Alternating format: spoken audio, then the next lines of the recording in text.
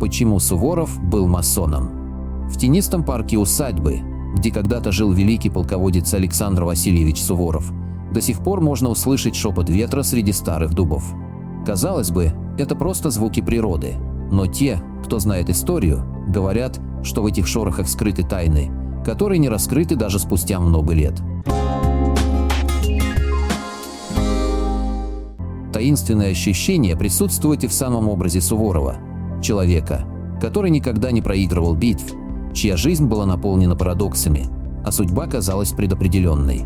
Но мало кто знает, что за этим гением стояла могущественная организация, чьи корни уходят глубоко в подземелье истории.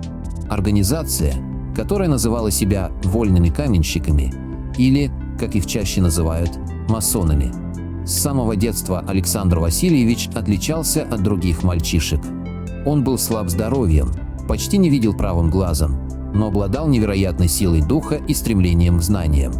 Его отец, Василий Иванович Суворов, был военным инженером, человеком с широким кругозором и связями. В доме часто собирались ученые, философы, путешественники. Однажды, когда Александру было всего 9 лет, к ним приехал один необычный гость. Он был одет в строгий серый кафтан, его лицо скрывала полумаска, а речь изобиловала загадочными выражениями. После этого визита Василий Иванович стал еще более задумчивым, а в разговорах с сыном появилась странная тематика – символы, знаки, законы гармонии и тайны общества. Позднее выяснилось, что этот гость был высокопоставленным масоном. Масонство в то время только начинало свое распространение в России. Это была эпоха просвещения, когда идеи свободы, равенства и братства начали проникать в Европу через книги, письма и тайные собрания. Масоны верили в то, что мир управляется скрытыми законами, доступными лишь избранным. Они использовали символику, аллегории и обряды, чтобы передавать свои знания.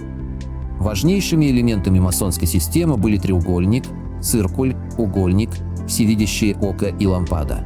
Эти символы не случайно появились на гербах, картинах и даже в архитектуре того времени. Но какое отношение к этому имел Суворов? Известно, что в юности он изучал не только военное дело, но и философию, математику, музыку и язык. Особенно интересовался он древними культурами – египетским, греческим и восточным. Он знал несколько языков, включая латынь и французский, и мог часами беседовать на самые неожиданные темы. Но самое удивительное – его способность предвидеть ход событий. Во многих сражениях, казалось бы, безнадежных, он находил выход, менял тактику в последний момент и побеждал. Некоторые современники объясняли это гением, другие – везением, третьи – божественным провидением. Но есть и другая версия. Суворов руководствовался знаниями, полученными в тайных обществах. Его первый официальный контакт с масонами произошел в 1781 году, когда он служил в Киеве. Тогда он был уже известным командиром, но предпочитал скромную жизнь и простую одежду. В городе существовала масонская ложа, которую возглавлял граф Андрей Матвеевич Разумовский, бывший гетман Украины, близкий ко двору Екатерины II. Разумовский был человеком образованным, путешественником, ученым. Именно он познакомил Суворова с основами масонского учения. Александр Васильевич, всегда любивший порядок и систему, быстро понял, что масонство – это не просто клуб для богатых господ, а мощная структура, основанная на принципах иерархии, взаимопомощи и развития человеческого духа. Однако вступление в масонство требовало строгих условий. Прежде чем стать полноценным членом ложи, новичок должен был пройти 3 степени – ученик, подмастерье и мастер. Для каждого уровня существовали свои испытания, ритуалы и обязанности. Суворов, несмотря на свой высокий чин, согласился на все условия. Он принимал участие в тайных встречах, которые проходили в подвальных помещениях старых замков или в глухих лесах. Участники надевали белые перчатки, повязки с символами и повторяли клятвы, данные на древних книгах. По некоторым данным, именно в этот период Суворов получил ключевые знания о стратегии управления людьми, организации войск и психологическом воздействии на противника. Но масонство давало не только знания. Оно создавало сеть доверия между своими членами. Это позволяло получать информацию, недоступную обычным людям. Например, во время похода в Италию в 1790 году Суворов заранее знал расположение австрийских войск, благодаря связям внутри масонских лож. Благодаря этим сведениям он смог окружить противника и одержать победу при Римени. Также известно, что после этой битвы он подарил своему адъютанту, который оказался масоном, медаль с изображением циркуля и угольника, символами второй степени. Такие совпадения наводят на мысль, что Суворов не просто состоял в масонстве, но и активно использовал его возможности для достижения военных целей. Однако масонство в то время считалось опасным для государственной власти. Екатерина II, хотя и покровительствовала некоторым масонским ложам, в то же время ограничивала их влияние. Ее сын, Павел I, вообще запретил масонские общества, считая их угрозой государственной безопасности. Поэтому деятельность Суворова в рамках масонства оставалась скрытой, и о ней знали лишь немногие. Особый интерес вызывает вопрос о связи Суворова с другими известными масонами того времени. Например, с Адамом Czartoryskим, отцом будущего государственного деятеля Константина Czartoryskiego. Адам был одним из лидеров польского масонства и лично встречался с Суворовым во время его командировки в Варшаву. По некоторым источникам, именно благодаря этой встрече Суворов получил доступ к картам и планам местности, которые помогли ему организовать успешный марш через Карпаты. Этот переход считается одним из самых трудных в военной истории. Кроме того, существует легенда о том, что Суворов хранил в своем личном сундуке особую книгу, написанную на непонятном языке. Эта книга, как утверждают некоторые исследователи, содержала секреты управления массами, основанные на древних текстах, переведенных масонами с египетских папирусов.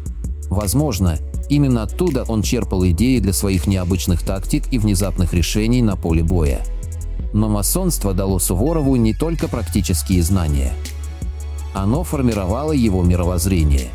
Он верил в справедливость, в духовное развитие человека, в силу коллективного разума. Эти ценности он вкладывал в свою знаменитую книгу «Наука побеждать». В ней он не только описывал тактику и стратегию, но и формулировал принципы поведения офицера, отношение к солдатам, важность дисциплины и морального духа. Многие из этих положений напоминают кодекс масонского братства. Однако масонство не обошлось без трагедий. Некоторые из тех, кто знал слишком много, исчезали или погибали при странных обстоятельствах. Сам Суворов, возможно, тоже столкнулся с угрозами. В последние годы своей жизни он стал менее активным, начал уходить в себя. Перед смертью он попросил одного из своих друзей, также масона, уничтожить некоторые документы. Что именно в них было написано, остается загадкой. После его кончины в 1801 году многие из его бумаг исчезли, а некоторые остались в семейном архиве, который до сих пор не полностью изучен историками. Сегодня, спустя 2 столетия, мы можем лишь догадываться о полной картине. Но факты остаются фактами. Суворов общался с масонами, участвовал в их собраниях, использовал их методы в боевой практике. Можно ли сказать, что он был масоном? Да, если рассматривать его действия, связи и мировоззрение. Но нельзя забывать, что масонство – это не просто организация, а система взглядов, которую каждый может принять по-своему. Когда мы говорим о Суворове как масоне, важно понимать не только его личную связь с этой организацией, но и то, как масонство влияло на весь ход истории. В XVIII веке масонские ложи были не просто закрытыми клубами для элиты. Они были центрами распространения новых идей, философских концепций, научных открытий и военных стратегий. Масоны стремились к просвещению, построению нового общества на принципах разума, справедливости и братства. И если Суворов действительно входил в их ряды, то он был не просто военным гением, а человеком, который знал больше, чем позволяли себе знать другие. Одним из самых удивительных моментов в жизни Суворова стало его пребывание в Польше. Именно там, в Варшаве, он установил тесные контакты с местными масонскими ложами. Это было время, когда Польша находилась под сильным влиянием России, и многие польские аристократы, чтобы сохранить свое положение, входили в русскоязычные круги. Но масонство давало им нечто большее – возможность общения вне политики, вне границ. Через эти ложи Суворов мог получать информацию, которая была недоступна даже высшему командованию. Он знал о передвижениях войск задолго до того, как это становилось известно противнику. Он предугадывал поведение союзников и врагов, потому что у него была система, основанная на доверии и символике, которую понимали лишь избранные. Но масонство требовало не только знаний и информации. Оно требовало жертв. Человек, принявший обет, должен был отказаться от части своей свободы ради блага общего дела.